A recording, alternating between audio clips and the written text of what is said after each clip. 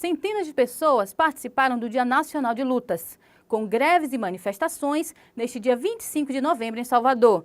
A população protestou contra a PEC 555, que congela os investimentos em saúde e em educação para os próximos 20 anos, contra a reforma trabalhista e da Previdência, e em defesa da redução da jornada de trabalho sem redução salarial. Vamos conferir?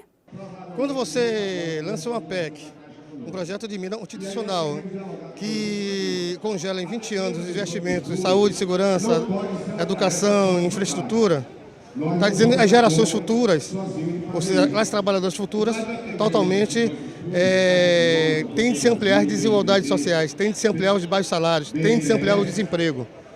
Porque todos os investimentos do Brasil vai ser para pagamento de amortização e juros da dívida pública. Então a PEC é o rasgar a Constituição.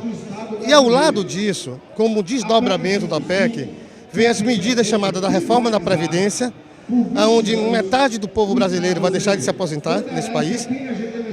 Além disso, 70% do povo brasileiro, dos benefícios da Previdência Social, e recebe um salário mínimo, eles vão desvincular, querem desvincular o salário mínimo do benefício da Previdência Social, então vão passar a ganhar menos do que, ou seja, circulação de renda no país aumenta do ponto de vista de retirar dos municípios essa possibilidade de fazer e o povo trabalhador possa efetivamente traduzir na circulação de moeda, e a reforma trabalhista, que é alvo deles efetivamente o negociado sobre o legislado, ou seja, rasgar a CLT, a ultratividade, que é os direitos consagrados na database, eles se apagam, se somem.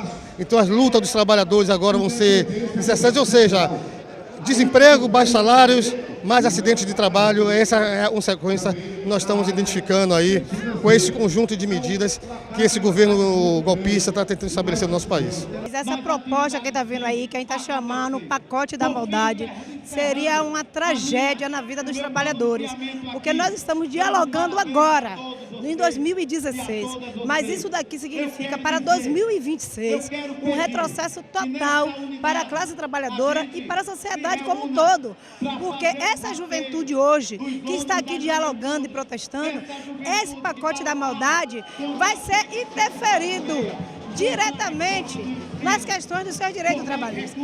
A reforma da Previdência significa a reforma da morte. Qual é o trabalhador que vai chegar aos seus 65 anos com a mesma energia de quando começou o seu trabalho na sua adolescência, depois da sua meia-idade, e se aposentar com 65 anos? Isso se chama aposentadoria da morte. A reforma trabalhista significa retirar direitos que já se conta na receita dos trabalhadores. Dialogar a retirada do 13º significa dizer que vai acabar diretamente com as conquistas que nós garantimos com a vinda da CLT. Na realidade, a tomada de decisão do governo golpista em fazer a publicação desse plano de reestruturação do banco, claro que não é desesperado.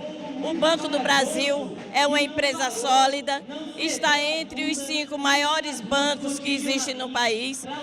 Agora, no primeiro semestre de 2016, ficou entre os 5 de maior lucro líquido, portanto, não tem razão nenhuma do governo federal e da direção nacional do Banco do Brasil de lançar mão de redução da estrutura do banco, de ameaças à continuidade dos empregos dentro do Banco do Brasil.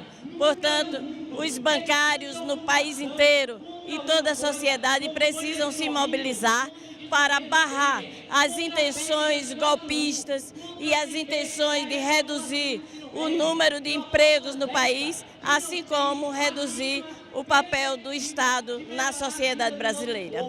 Nós temos hoje, inclusive, uma reunião com todos os presidentes dos sindicatos dos bancários da base, da Bahia e Sergipe, junto com a federação e junto com a coordenação nacional da CTB Bancários, exatamente para preparar a reação, para nos organizarmos para a reação.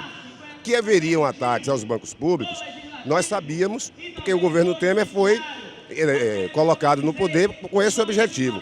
Mas a dimensão do ataque realmente assusta bastante. Nós estamos organizando a resistência, entendemos que a nossa luta de resistência não pode ser apenas uma tarefa dos bancários, ela precisa ser uma tarefa da sociedade, porque os bancos públicos interessam ao Estado brasileiro. Eles são instrumentos para que um governo, seja qual for, possa intervir no mercado financeiro, possa fazer medidas anticíclicas. Destroçar a Caixa Econômica, Banco do Brasil, BNB, BNDES, é destroçar a possibilidade de fazer políticas públicas, política industrial no Brasil. Então, a nossa resistência será grande, pedimos o apoio a toda a população, o apoio de todas as categorias, para que a gente possa fazer esse enfrentamento. E hoje à tarde teremos essa reunião, onde tiraremos encaminhamentos de resistência, de mobilização e de luta da categoria bancária para fazer esse enfrentamento em defesa dos bancos públicos.